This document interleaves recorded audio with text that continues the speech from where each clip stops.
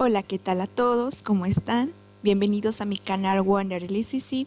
Yo soy Ángeles Salas Quispe y hoy comenzamos con un nuevo tema, la auscultación pulmonar. Auscultación pulmonar. Un breve concepto de auscultación pulmonar consiste en la exploración auditiva de los ruidos, que nos va a ayudar a distinguir de los ruidos normales y anormales que se producen en el aparato respiratorio. Para entender mejor el tema, debemos preguntarnos algunas preguntas. ¿Por qué es importante auscultar? Primera pregunta. Es importante auscultar porque nos va a dar datos sobre el estado del parénquima pulmonar y de las pleuras, y nos va a estimar lo que es el flujo aéreo a través del árbol traqueobronquial para así detectar algún tipo de obstrucción. La auscultación puede ser directa e indirecta.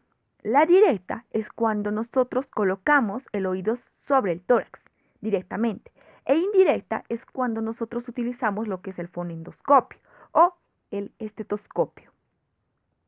Para entender mejor el tema, debemos saber lo que es las partes de un estetoscopio o fonendoscopio.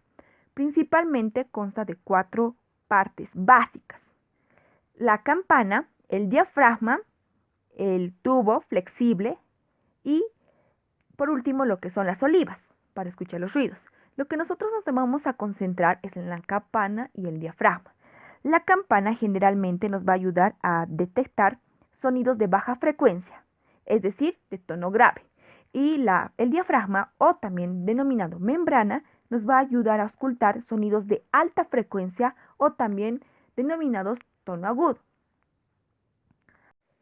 Técnicas a la auscultación, es decir, que nos referimos a la semiotecnia. El paciente lo podemos auscultar en decúbito, sentado o lateral. Debe ser desde el vértice hasta las bases, pero en algunas bibliografías nos recomienda que puede ser desde la base al vértice. Debemos explorar en el plano anterior, en el plano posterior y lateral, que es mejor auscultar pidiendo al paciente de que lleve las manos a los hombros opuestos y de forma que las escápulas se abran y tener mejor contacto con el pulmón. Y también debemos fijar lo que son 8 puntos a la auscultación. Esta auscultación en la parte posterior debe ser bilateral, es decir, en zigzag. Si yo he auscultado el lado izquierdo, también tengo que auscultar el derecho, comparando simétricamente. En el plano posterior nos dicen que es un poco, en el plano anterior, perdón, es un poco más complicado, ya que tenemos que tener en cuenta que vamos a auscultar también el corazón y la auscultación del corazón contamina la auscultación del pulmón. Entonces nos dicen bibliografías de que podemos auscultar mejor el pulmón en el primer espacio intercostal, en la línea medio clavicular, y en el quinto o sexto espacio intercostal, en la línea axilar anterior. En ambos igual, simétricamente, derecha e izquierda, comparando. Un truco para escuchar mejor los sonidos es decirle al paciente que respire con la boca abierta. Esto nos va a aumentar el volumen de la percepción de los sonidos al oír el pulmón. Puntos de la auscultación pulmonar. Hay algunos puntos a la auscultación que debemos conocer por el hecho de que brindan un significado semiológico particular.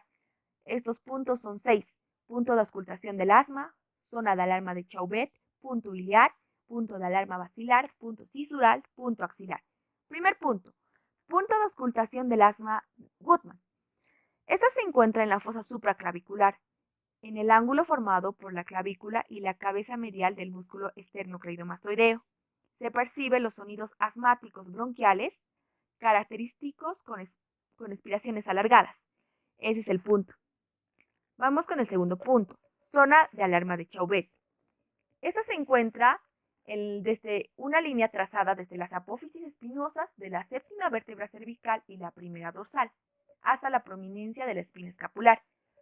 Es el sitio adecuado para descubrir el comienzo de apical de la tuberculosis pulmonar. Zona de alarma de Chauvet. Punto iliar. El punto iliar se encuentra en la región escapulovertebral, a la altura de las apófisis transversas de la tercera vértebra dorsal. Esta corresponde a la bifurcación de la tráquea, grandes bronquios y zona ganglionar del ilio. El punto de alarma basilar se encuentra inmediatamente por debajo de la escápula, importante para el diagnóstico de neumonías, bronconeumonías, corticopleuritis. Punto de alarma cisural coincide con el borde interno de la escápula, pidiendo al paciente colocar la mano al hombro opuesto. Corresponde a la cisura interlobular. Y por último tenemos el punto axilar.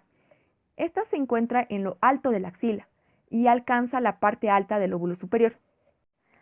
A continuación, la clasificación de los sonidos pulmonares a la auscultación. Esta clasificación la ejecuté yo. Verán que cuando leí por primera vez Suros no entendía muy bien la clasificación de los sonidos pulmonares. Entonces recurrí a varias bibliografías como ser Suros, Chamorro, también recurrí a lo que son apuntes de semiología, también recurrí a algunos docentes y por fin pude entender lo que son la clasificación de los sonidos pulmonares y espero que de verdad les ayude. A mí me ayudó mucho cuando estaba en tercero a rememorar cada vez que un docente me preguntaba ¿y cómo se clasifican los soplos pulmonares? Y empecemos. Se clasifican en dos grandes grupos. Inciso A, sonidos respiratorios. Inciso B, sonidos adventicios. Vamos a hacer énfasis a sonidos respiratorios. A la vez se clasifican en dos grandes grupos, hallazgos normales y hallazgos anormales. En los hallazgos normales encontramos el ruido laringotraqueal, el murmullo vesicular y la respiración broncovesicular. Y en los hallazgos anormales encontramos lo que son los soplos. Estos soplos pueden ser a la vez primarios y secundarios. Los soplos primarios, estridor y cornaje, y los secundarios, el tubárico, el anfórico, el cavitario, el pleural. Empecemos. Hallazgos normales. Volvemos a recordar, son tres: ruido laringotraqueal, murmullo vesicular y respiración broncovesicular. Se aplica la campana del fonendoscopio primero sobre la tráquea y luego en otro punto del tórax. Soplo o respiración laringotraqueal. Este soplo también se denomina respiración bronquial de Laennec, soplo glótico de Jumont.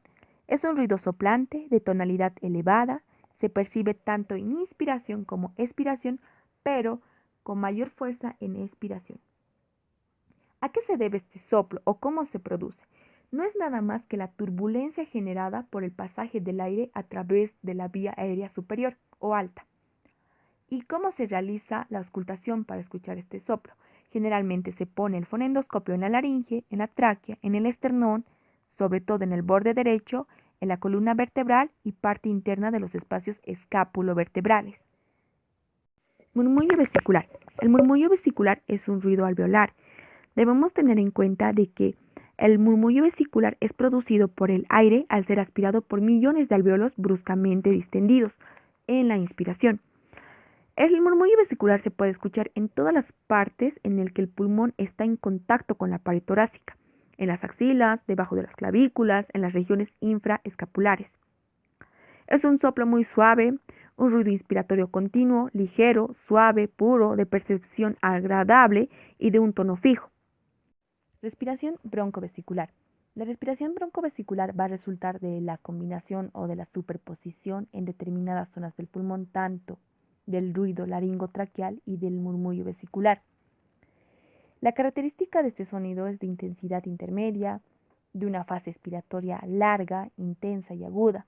Se la ausculta mejor en la región infraclavicular derecha, en la articulación esternoclaviculares, en los espacios condroclaviculares derechos, en la bifurcación traqueal a nivel de las vértebras torácicas 3 y en el vértice derecho. Hallazgos anormales. Tenemos dos hallazgos anormales. Uno, alteraciones cuantitativas del murmullo vesicular. Nos referimos a que el aumento del murmullo vesicular es un hallazgo anormal, tanto su disminución como su abolición. ¿En qué casos podemos tener el aumento del murmullo vesicular?